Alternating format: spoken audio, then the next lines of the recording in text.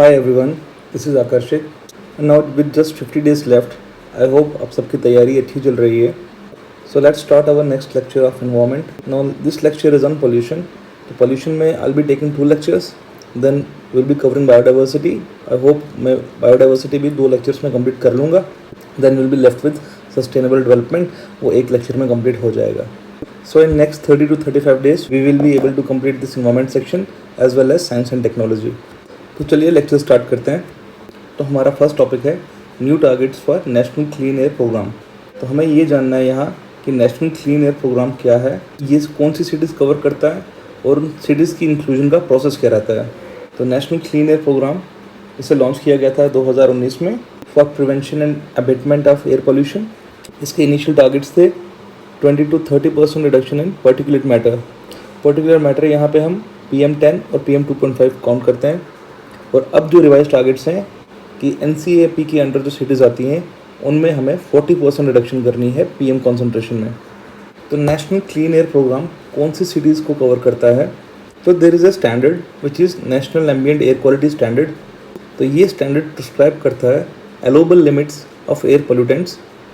और जो सिटीज़ इन स्टैंडर्ड्स को कंफर्म नहीं करती हैं फॉर 5 कंसेक्यूटिव ईयर्स, वो cities national clean air programme में इंक्लूड कर दी जाती हैं. Plus there is another way कि जो भी सिटीज़ जिनकी पॉपुलेशन 8 मिलियन प्लस है वो सिटीज़ ऑटोमेटिकली इंक्लूड हो जाती हैं नेशनल क्लीन एयर प्रोग्राम में. This was recommended by 15th finance commission.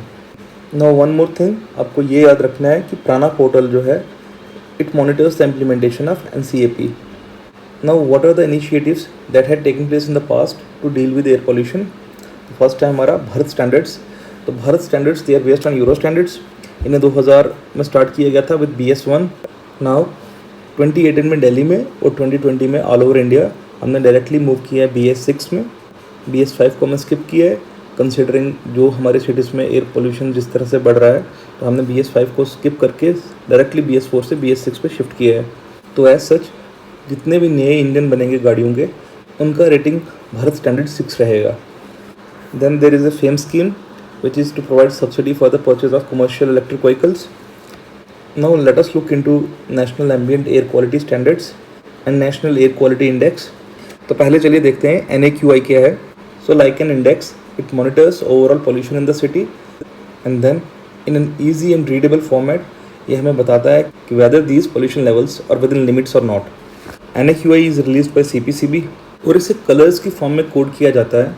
जैसे कि ग्रीन कलर सिग्निफाइज कि एयर क्वालिटी अच्छी है, it's good air quality. And maroon colour signifies कि air quality is bad, it's severe. और NAQI का index जो है ये 8 पोल्यूटेंट्स के बेस पे मेजर किया जाता है which are carbon monoxide, nitrous oxide, sulphur dioxide, ozone, PM10, PM2.5, lead and ammonia.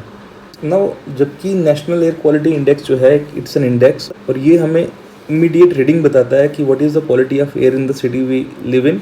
On the other hand national ambient air quality standards जो हैं these are like standards which prescribe the maximum allowable limits of air pollutants. These are also provided by CPCB. Now national ambient air quality standards की जो compliance है इसे monitor करता है national air quality monitoring programme. और national air quality monitoring programme को भी CPCB implement करता है. इसमें हम 12 पोल्यूटेंट्स को मेजर करते हैं, मॉनिटर करते हैं. और ये 12 पोल्यूटेंट्स में 8 पोल्यूटेंट्स वही हैं जो नेशनल एयर क्वालिटी इंडेक्स में हम मेजर करते हैं. प्लस देयर इज़ आर्सेनिक, निकल, benzene and benzopyrene. Now the next topic is commission for air quality management. Now this commission monitors air quality in NCR and neighbouring states. It is a statutory body. इसे शुरू में supreme court के order के base पर एक ordinance के through create किया गया था और बाद में इसे एक लेजिस्लेशन के थ्रू हायर मैंडेट दिया गया. Now it's a statutory body. Now आपको ये याद रखना है कि commission for air quality management के अगेंस्ट अगर किसी को स्टेट गवर्नमेंट को अपील करनी हो तो वो NGT में कर सकता है. स्टेट गवर्नमेंट्स की पावर्स को ये सुपरसीड करता है. Now commission for air quality management ये ऑर्डर्स इशू करता है सिटीज़ को based on graded response action plan. तो ग्रेडेड रिस्पॉन्स एक्शन प्लान क्या है कि एक रिस्पॉन्स मैकेनिज़्म है कि जिस लेवल की एयर क्वालिटी होगी उसी के करस्पॉन्डिंग एक रिस्पॉन्स मैकेनिज़्म रहेगा. कुछ प्रिस्क्राइब्ड मेजर्स रहेंगे जिसके बेसिस पर रिस्पेक्टिव गवर्नमेंट्स कुछ डिसीजंस लेती हैं और ये ग्रेडेड फॉर्म में है जो रिस्पॉन्स होगा वो स्टेप वाइज मैनर में होगा। अगर एयर क्वालिटी पुअर होती है तो they will stop the construction, और अगर इससे भी बात नहीं बनती है और एयर क्वालिटी पुअर से वेरी पुअर तक चली जाती है तो then the response mechanism would be to put a ban on the use of diesel generators. और सिमिलरली अगर एयर क्वालिटी और सीवियर होती जाती है तो करस्पॉन्डिंग मेजर्स लाएंगे, जैसे ऑड इवन पॉलिसी दिल्ली में यूज़ की गई थी। सो this is graded response action plan. Now the next topic is stubble burning. हम हमेशा न्यूज़ में सुनते हैं कि दिवाली के समय दिल्ली में एयर क्वालिटी बहुत पुअर हो जाती है और पोल्यूशन में काफ़ी राइज होता है। इसका सबसे बड़ा रीज़न स्टबल बर्निंग को ठहराया जाता है और बहुत सारी स्टेट गवर्नमेंट्स एक दूसरे को ब्लेम भी करती हैं। तो why does this stubble burning happens? Now we know that Punjab और हरियाणा में because of over usage of canal water पानी को फसलों में छोड़ दिया जाता है और विद इवेपोरेशन जब वो पानी इवेपोरेट कर जाता है तो सॉल्ट्स जो हैं वो नीचे रह जाते हैं। तो एज सच सैलिनिटी का बहुत इशू रहता है पंजाब और हरियाणा में। तो इसे रोकने के लिए पंजाब गवर्नमेंट ने एक लॉ निकाला कि राइस की स्वइंग जो होगी वो फर्स्ट वीक ऑफ जून के बाद होगी, क्योंकि फर्स्ट वीक ऑफ जून तक मानसून आ जाता है और मानसून के आने के बाद इवेपोरेशन डिक्रीज़ कर जाएगी। तो एज सच सैलिनिटी की प्रॉब्लम को एड्रेस किया जा सकता है। नाउ राइस की स्वइंग को जब लॉ के थ्रू डिले कर दिया जाता है तो राइस की हार्वेस्टिंग जो है वो भी डिले हो जाती है। And meanwhile during the months of October and November wheat की स्वइंग भी एज सुन एज पॉसिबल करनी होती है, क्योंकि with the onset of winter moisture content air में वो डिक्रीज़ करता जाता है और एज सच उससे वीट प्रोडक्शन भी डिक्रीज़ होती है। So now arises the situation जब राइस की हार्वेस्टिंग भी डिलेड है और वीट की स्वइंग भी एज सुन एज पॉसिबल करनी है तो टाइम गैप दोनों के बीच में जो रह जाता है वो बहुत कम रह जाता है। And more ever with the mechanisation of agriculture अब कैटल भी इतने नहीं हैं जिनको वो स्टबल फीड किया जाए। तो as such the best possible solution जो फार्मर्स के पास रहता है वो है to burn the stubble, which in turn leads to the rise in air pollution in Delhi and NCR region during the months of October and November. Now solutions to these can be farmers को incentivise किया जा सकता है to use happy seeder instead of जो traditional harvesters हैं। Stubble जो है उसको बायोफ्यूल प्रोड्यूसर्स को भी सेल कर सकते हैं फार्मर्स। तो government needs to facilitate this. So this is about stubble burning. Now the next topic is green crackers. तो ग्रीन क्रैकर्स में सवाल ये पूछा जा सकता है कि स्वास, स्टार और सफल व्हाट आर दे? तो your answer would be green crackers. इसके अलावा ये सवाल भी बनाया जा सकता है कि what are the chemicals which are used in green crackers? तो ग्रीन क्रैकर्स में हम पोटेशियम नाइट्रेट और एल्यूमिनियम यूज़ करते हैं instead of magnesium, barium, arsenic और mercury. Now coming to water pollution. तो वाटर पोल्यूशन में हमारा फर्स्ट टॉपिक है आर्सेनिक पोल्यूशन। तो आर्सेनिक पोल्यूशन में आपको ये याद रखना है कि with the over exploitation of ground water the concentration of arsenic in water it increases. तो एक चीज़ आपको और याद रखनी है कि आर्सेनिक की जब कॉन्सेंट्रेशन इंक्रीज़ होती है उन रीजन में अक्सर एक डिजीज़ देखी जाती है जिसे हम ब्लैक फुट डिजीज़ कहते हैं। काफ़ी प्रेवलेंट रहती है वेस्ट बंगाल, बिहार इन रीजन्स में जहाँ ग्राउंड वाटर का ओवर एक्सप्लॉयटेशन होता है। नेक्स्ट इज़ पर एंड पॉलीफ्लोरो अल्काइल सब्सटेंसेस। इन्हें हम फॉरएवर केमिकल्स कहते हैं क्योंकि कार्बन फ्लोरीन बॉन्ड जो इसमें रहता है वो काफ़ी स्ट्रॉन्ग होता है और एनवायरनमेंट में डिग्रेड नहीं होता है। और नेक्स्ट आपको ये याद रखना है कि POPs यानी परसिस्टेंट ऑर्गेनिक पोल्यूटेंट्स जिन्हें हम स्टॉकहोम कन्वेंशन में कवर करते हैं, they are also form of PFAs।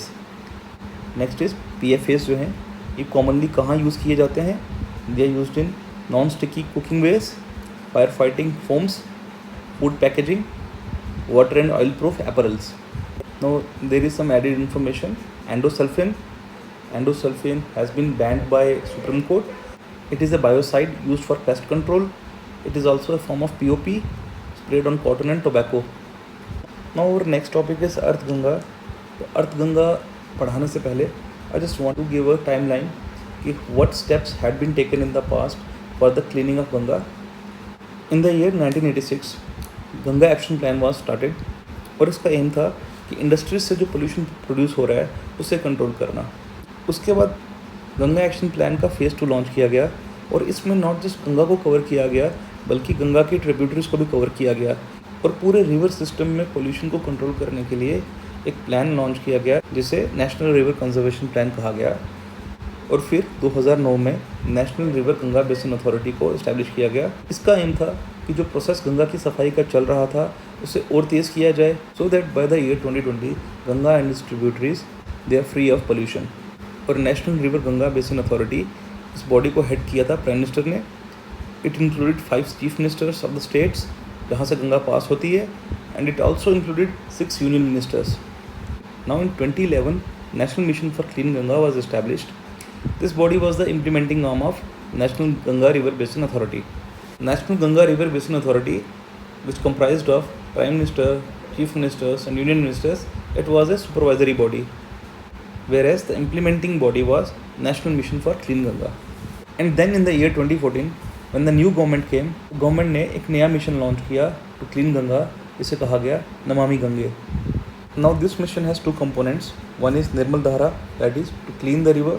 Second is Aviral Dhara, that is to maintain the ecological flow of the river.